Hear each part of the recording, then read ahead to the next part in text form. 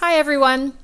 Welcome to the last week of the M3 Creative Academy Christmas Music Workshop. My name is Darby Gerlicher, and in this video I will be teaching you how to play the beginner version of Silent Night.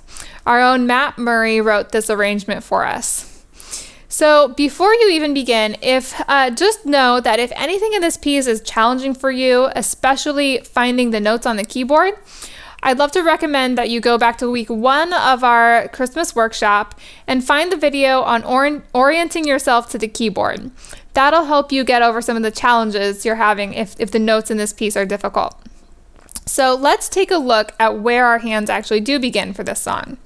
There's a little diagram in your music of a keyboard. That'll help you find where to begin. So as we begin, remember that your right hand, your thumb is finger number 1 and your pinky is finger number 5. Same for your left hand. So your right hand, finger number 1, is going to go right on the B below high C. So remember, middle C is the C, the middle of the keyboard, and high C is the C above that. So your right hand, finger number 2, will be on high C. Now for your left hand, your 1 is going to go on the A right next to your right hand. And each finger has its own note. So a way to double check that you're in the right spot, your left hand pinky should be really close to middle C. It should be right next door to middle C. That's where we begin. So another thing to notice in your music is that if the stem goes down on a note, that means it's for the left hand. So let's look at our first measure, and the stem goes down there, so that means it's for the left hand. Now there are note names in the middle of the notes, so that can help remind you which note to play. So we start out with G with finger number 2. And we go down to finger number 4 on E. Now, if this rhythm is new or hard to you, I'd like to encourage you to just think of how the Christmas Carol goes.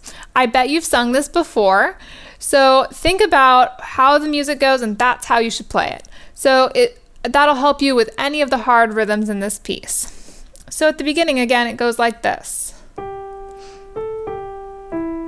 Now remember, that's a dotted half note, so I want you to hold that 3 beats. 1, 2, 3. 2, 3. And now the stem goes up. So we're going to go to your right hand, finger number 3 on D. 2, 3. And now back to your left hand on G. 2, 3. Now in measure 9, still with our left hand.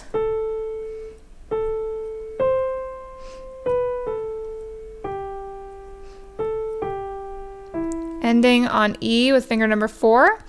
Now this next line is the same thing, so you've already learned it if you've played the bottom line of the first page.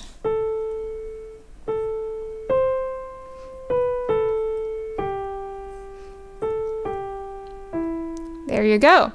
Now in measure 17, we're playing really high. Finger number 3 on D with your right hand. And now up to 5. 2, 3, 1, 2, 3. Measure 21. So watch that. That's a little tricky. It's a lot of back and forth between the hands. Right hand, left hand. And back to your right hand. And it ends on high C. So that's a tie. That curved line is a tie that holds together 2 C's. So we don't actually play it 2 times. When you have 2 notes tied together, they're usually the same note, and it means that you only play it 1 time. But you have to hold it for the whole time. So because there's a dotted half note, which is 3 beats, with another dotted half note, that's 3 beats. We have to hold it for 6 total beats. 2, 3, 1, 2, 3, and then you can release. Beautiful. I'm going to play all the way through the piece now, and I will go ahead and shout out the measure numbers as I play. I would love it if you followed along in the music as I go. You're starting at the very beginning.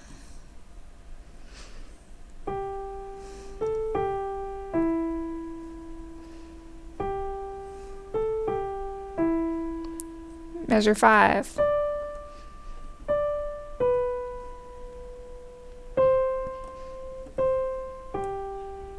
Measure 9.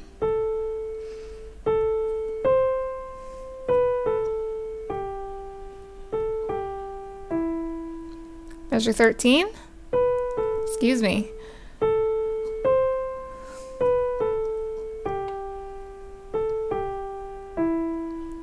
Measure 17.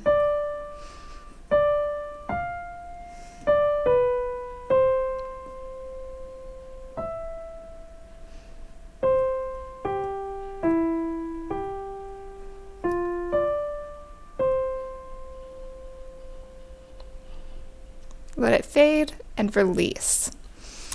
Great job. Happy learning Silent Night this week, and I hope you have a very Merry Christmas. Thanks, everyone.